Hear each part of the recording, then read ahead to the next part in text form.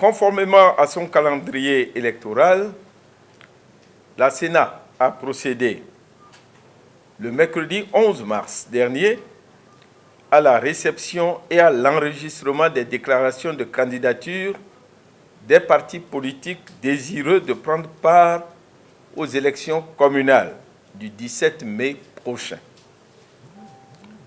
Dans un souci d'information et de transparence dans la conduite du processus électoral, nous avons voulu tenir ce point de presse pour porter à la connaissance de l'opinion publique les résultats des délibérations de l'Assemblée plénière de la Sénat au terme de ces opérations d'enregistrement des déclarations de candidature des partis politiques.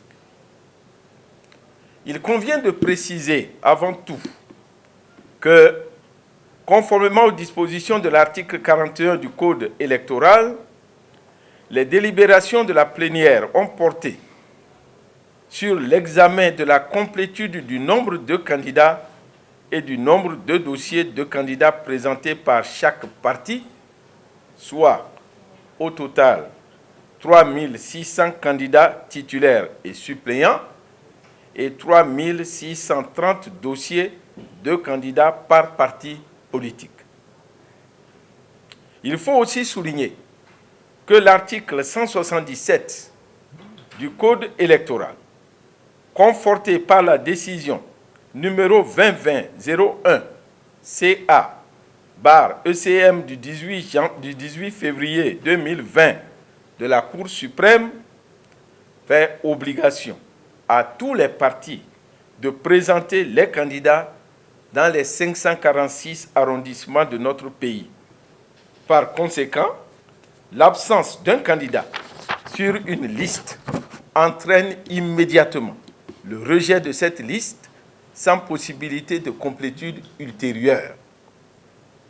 Ainsi, le 11 mars 2020, la Sénat a reçu 9 partis politiques en vue de l'enregistrement de leur déclaration de candidature. Il s'agit de 1. Bloc républicain, BR, 2. Force Cori pour un Bénin émergent, FCBE, 3. Union progressiste, UP, 4. Mouvement populaire de libération, MPL, 5.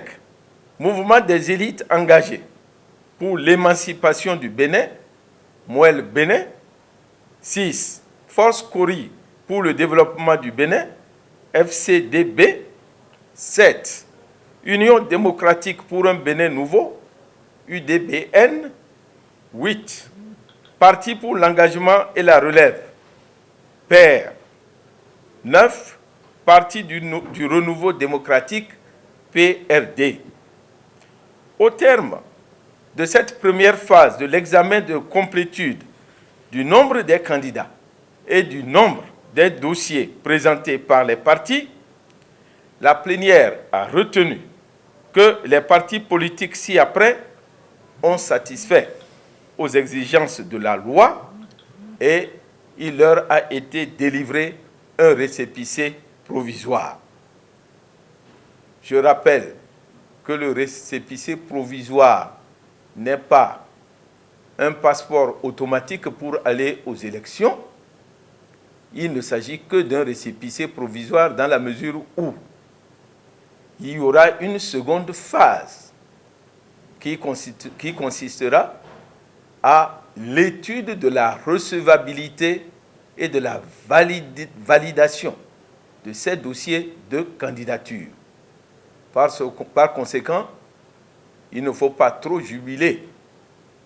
Et nous avons, avec cette délivrance du récépissé provisoire, nous avons joint les différentes observations qui sont faites aux différents partis politiques pour qu'ils puissent, disons, donner satisfaction à ces exigences qui sont prévues par la loi. Ce récépissé provisoire a été délivré aux partis ci-après. 1. Union progressiste. 2. Bloc républicain. 3. FCBE. 4. FCDB. 5. Moël Bénin. 6. PRD. 7. UDBN. Et 8. PR. Parti pour l'engagement et la relève. Quant au parti MPL, c'est-à-dire le Mouvement populaire de libération, sa déclaration de candidature a été rejetée pour les raisons suivantes.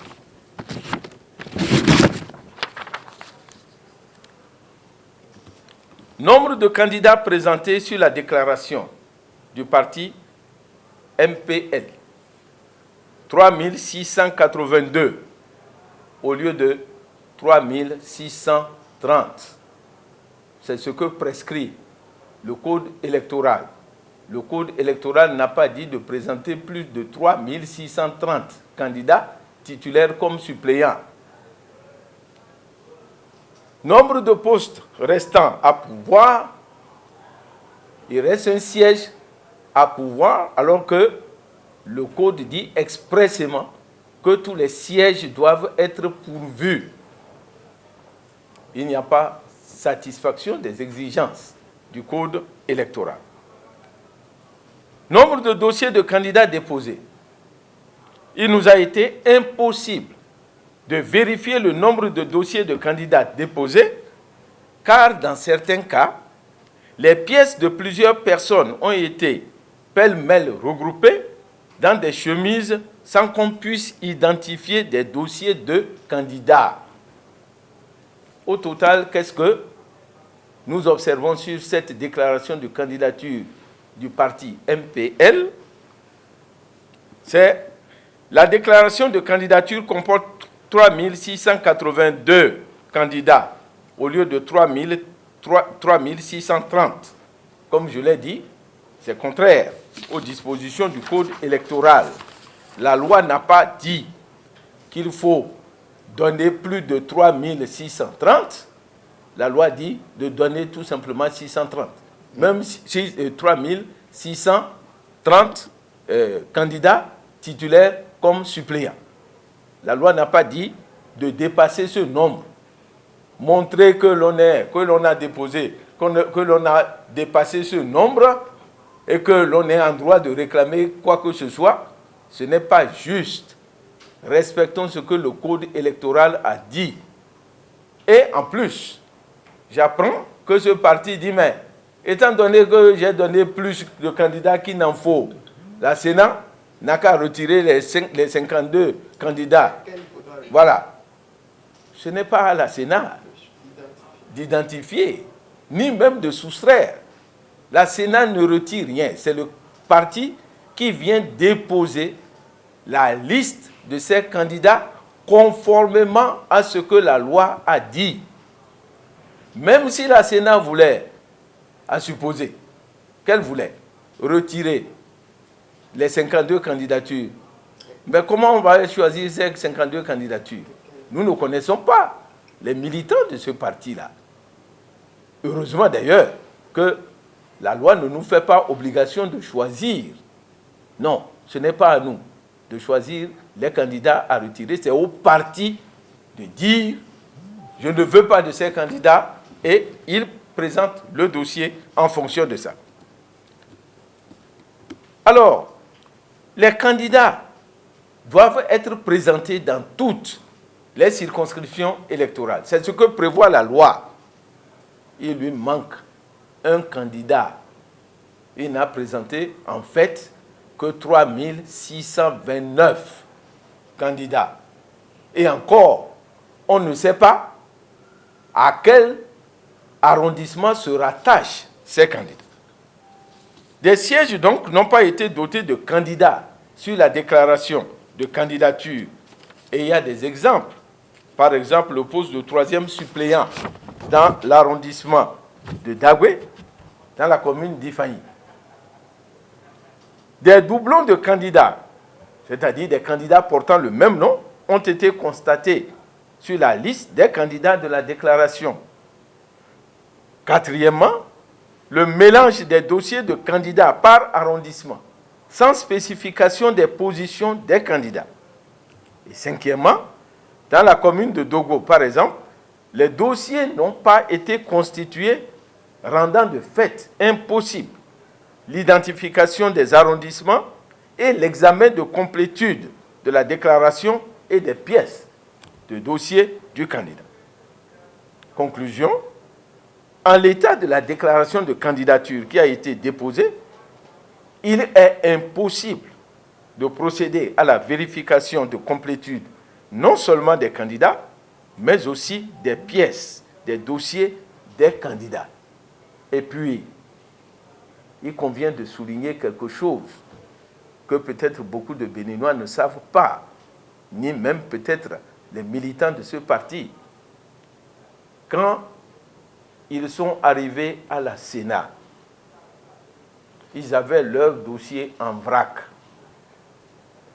Et ils ne savaient pas où se mettre pour ranger ces dossiers. Je leur ai j'ai gracieusement mis à leur disposition une salle pour qu'ils mettent en ordre leur dossier.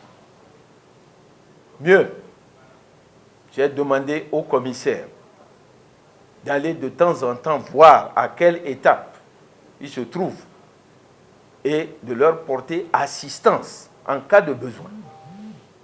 Ces commissaires se sont portés vers eux.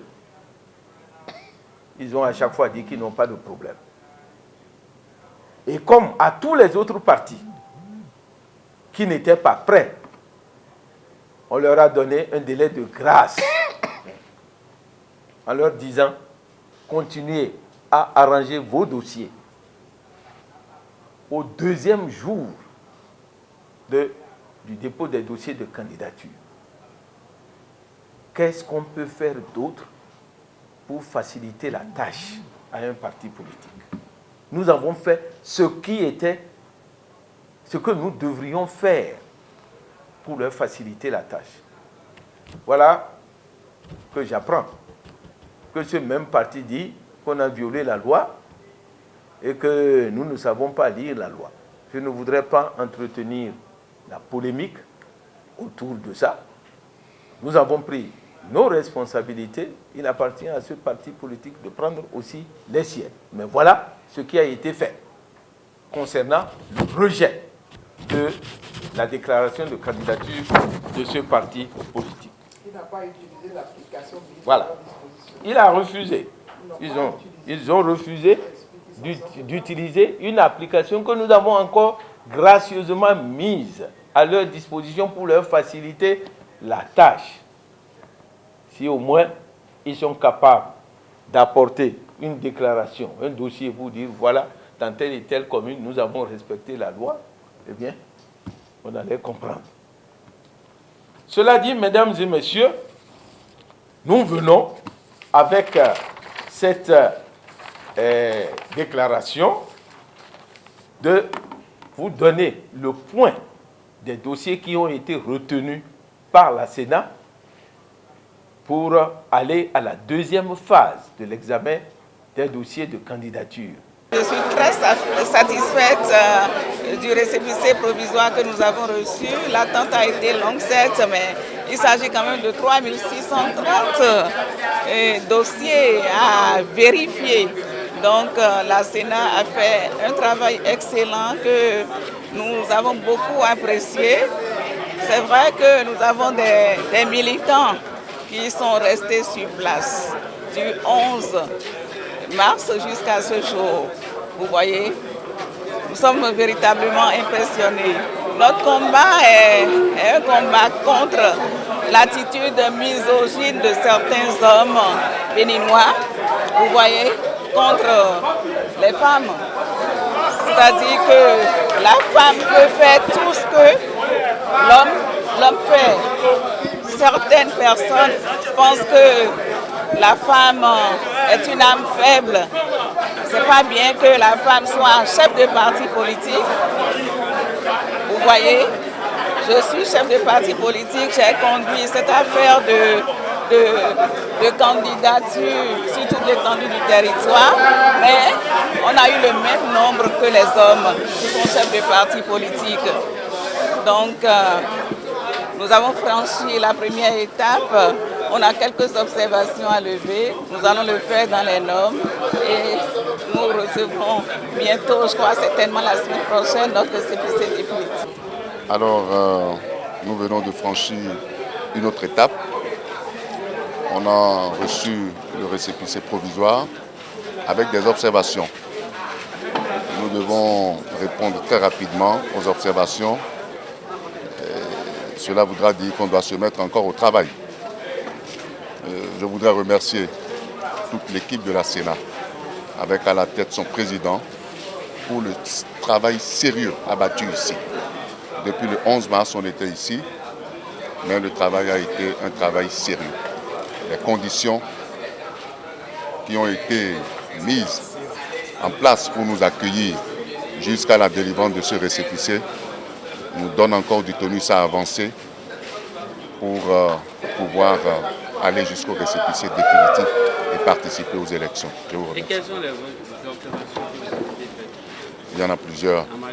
La majorité, c'est les casiers judiciaires, les certificats de nationalité qu'on n'a pas pu récupérer des tribunaux avant de déposer nos dossiers. Nous allons répondre à ça rapidement.